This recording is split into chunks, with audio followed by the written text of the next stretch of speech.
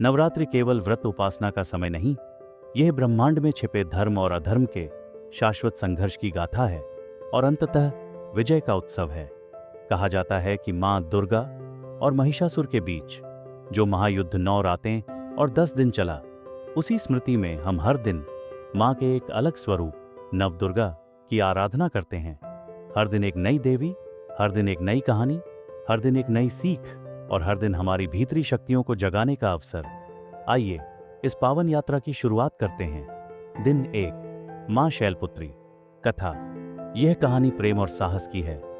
पूर्व जन्म में मां सती थीं, जिन्होंने अपने पति भगवान शिव के अपमान को सहन नहीं किया। जब उनके पिता राजा दक्ष ने एक विशाल यज्ञ का आयोजन किया और सभी देवताओं को आमंत्रित किया, परंतु शिव को निमंत्रण तक नहीं दिया, तो सती बिन बुलाए पहुंची। वहां उनके पति का खुला अपमान किया गया। इस अनादर से व्यथित होकर सती ने योगाग्नि द्वारा अपने शरीर का त्याग कर दिया।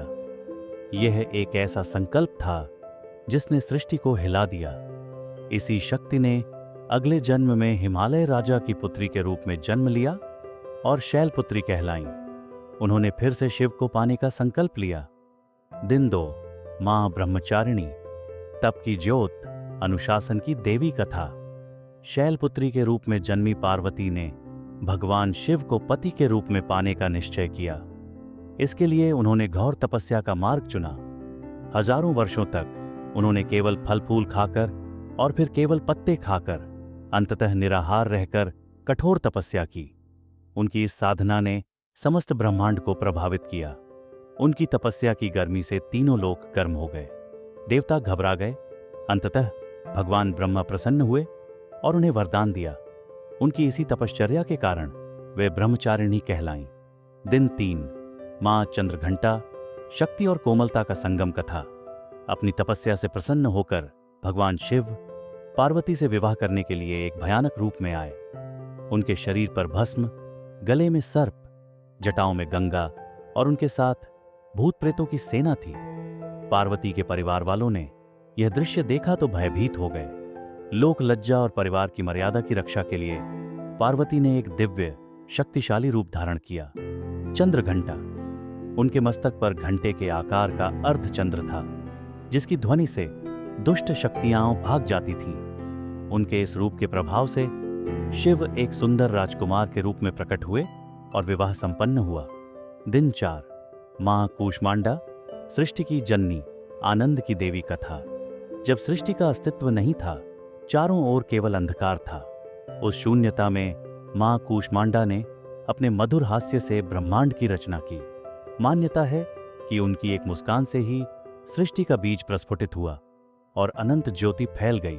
वे सूर्यलोक में निवास करती हैं और उसे ऊर्जा प्रदान करती हैं। उन्हें आदि शक्ति भी कहा जाता है। दिन 5, मां स्कंद माता। मातृत्व और संरक्षण की मूर्ति कथा। एक बार तारकासुर नामक एक शक्तिशाली असुर ने स्वर्गलोक पर आक्रमण कर दिया। उसे वरदान प्राप्त था कि उसका वध केवल शिव के पुत्र के हाथों ही हो सकता है, परंतु भगवान शिव तपस्या में लीन थे। संकट के समय देवताओं की प्रार्थना पर देवी पार्वती ने स्कंद माता के रूप में भगवान कार्तिकेय स्कंद को जन्म दिया और उनका पालन पोषण किया। कार्तिकेय देवताओं के सेनापति बने और उन्होंने तारकासुर का वध कर देवलोक की रक्षा की। दिन 6, मां कात्यायनी। धर्म के लिए खड़ी होने वाली योद्धा कथा। जब महिषासुर ने अपने अत्याचारों से तीनों लोकों को त्रस्त कर दिया और स्वर्ग पर अधिकार कर लिया, तो देवताओं का तेज एकत्रित हुआ। इस दिव्य ज्योति से एक अद्भुत शक्ति प्रकट हुई। आर्षि कात्यायन ने सबसे पहले उनकी पूजा की, इसलिए वे कात्यायनी कहलाईं। देवताओं ने उन्हें अपने अपने शस्त्र प्रदान किए। मां ने अपनी भयानक गर्जना से समस्त सेना को हिला दिया और अंततः महिषासुर का वध किया। इस प्रकार धर्म की पुनर्स्थापना की। दिन 7, मां कालरात्रि। अंधकार का विनाश। भक्त की रक्षा कथा।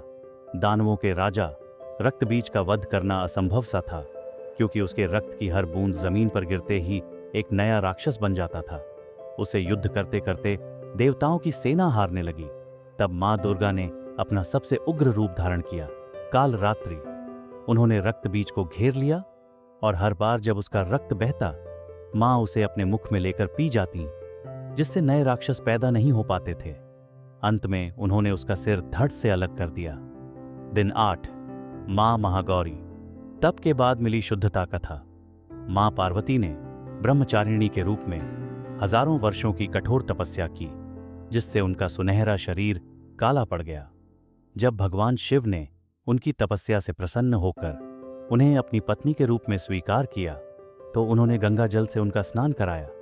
उस पवित्र जल से उनका शरीर अत्यंत कांतिमय, दिव्य और गौरवर्ण का हो गया। इस प्रकार वे महागौरी कहलाईं। दिन 9, मां सिद्धिदात्री। सर्व सिद्धियों की दात्री कथा। यह मां आदि शक्ति का पूर्ण और अंतिम रूप है। ऐसा माना जाता है कि भगवान शिव ने मां सिद्धिदात्री की कृपा से ही सभी 88,000 सिद्धियां प्राप्त की थीं। मां की अनुकंपा से ही शिव का आधा शरीर देवी का हुआ और वे अर्धनारीश्वर कहलाए। यह रूप शिव और शक्ति के पूर्ण एकत्व, सृष्टि के स्त्री पुरुष तत्व के संगम का प्रतीक है। और मित्रों, यही तो है नवरात्रि का सबसे गहरा, सबसे सुंदर रहस्य। हमने 9 रूपों की कथा सुनी, पर वास्तव में मां दुर्गा केवल एक बाहरी शक्ति नहीं है। वह आधार शक्ति है, जिससे यह सारा ब्रह्मांड बना है। अब जिस भजन के साथ हम इस यात्रा का समापन करने जा रहे हैं, वह कोई साधारण स्तोत्र नहीं है। यह श्लोक देवी महात्म्यम यानी दुर्गा सप्तशती से लिया गया है, जो मां दुर्गा का सबसे प्राचीन और सबसे पवित्र ग्रंथ है। इसकी विशेषता यह है कि यह हमें मां के सभी दिव्य रूपों के दर्शन कराता है। यह बताता है कि मां इस सृष्टि के हर अणु अणु में विद्यमान है। वह हमारे विचार में है, हमारे साहस में है, हमारे प्रेम में है और हमारी शांति में भी। वह हर जीव में चेतना है, बुद्धि है, निद्रा है, क्षुधा है और दया है। इस भजन का एक एक शब्द हमें यह एहसास दिलाता है कि मां कहीं दूर नहीं, बल्कि हम सबके भीतर ही विराजमान हैं। तो आइए इसी भाव को अपने हृदय में धारण करते हुए हम मां के उस विराट सर्वव्यापी स्वरूप का ध्यान करें।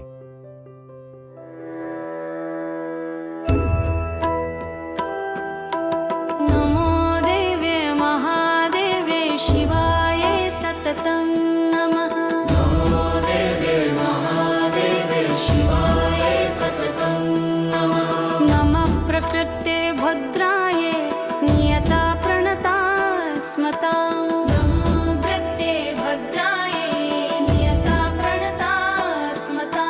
रौद्राय नमो नित्याय गौरे धात्रे नमो नमः। रौद्राय नमो नित्याय गौरे धात्रे नमो नमः। ज्योत्स्नाय चेन्दुरुपिण्ये सुखाय सततं नमः। ज्योत्स्नाय चेन्दुरुपिण्ये सुखाय सततं नमः।